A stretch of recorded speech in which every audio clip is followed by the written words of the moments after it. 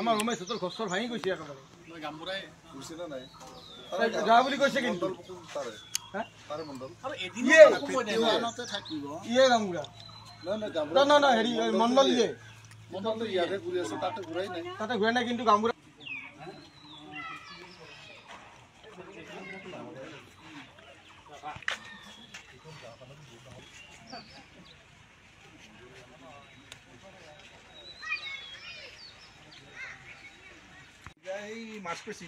মাছকুচি নপৰে এখন মিকিৰ কুচি এখন নাৰগা এই স্কুলটো যে পানী টাংকি আছে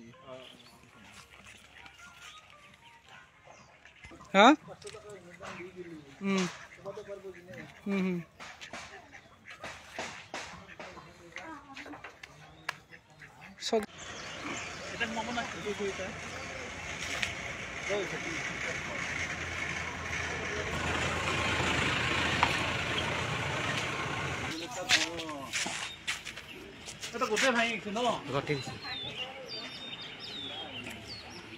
হ্যাঁ কে বানায় বানাছে ন রিপোর্ট তো পুরা এটা তো পুরা দেনা মন্ডল আইছি না আ না আর এই ঘৰটো থাকা ঘৰটো ভাঙি লৈ গৈছে গোটে ভাঙি লৈ গৈছে মানে থাকিব নোৱাৰো এটা আৰু এটা গাছ পৰি ফেলে আৰু ভাঙিছে সেইটো ঘৰতে আৰু কোনো ৰকম আছো আৰু পাক্কা অলপ আছে মানে ভাত চাৰ কৰি ফেলে কি কয় জায়গাটো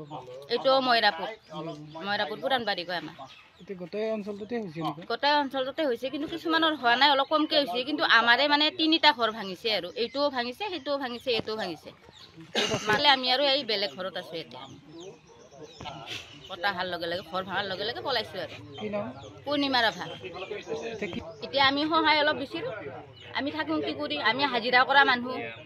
হাজিৰা কৰি কেনে খাই আছো এতিয়া মোটা কেইটা হাজিৰা কৰিব যায় আমি আৰু তিৰিকেইটাই আছিলোঁ সেই আৰু আমাৰ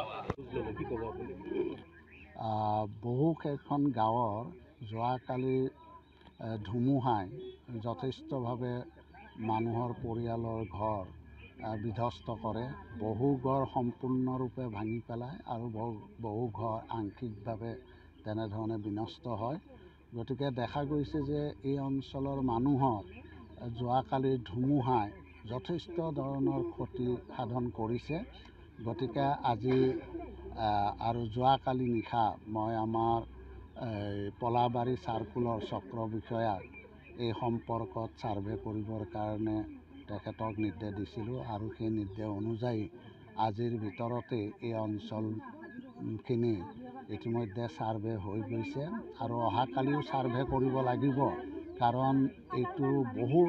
ডাঙৰ এৰিয়া গতিকে এই ডাঙৰ এৰিয়াটোত এদিনতে গোটেইখিনি ছাৰ্ভে সম্পূৰ্ণ কৰিব নোৱাৰে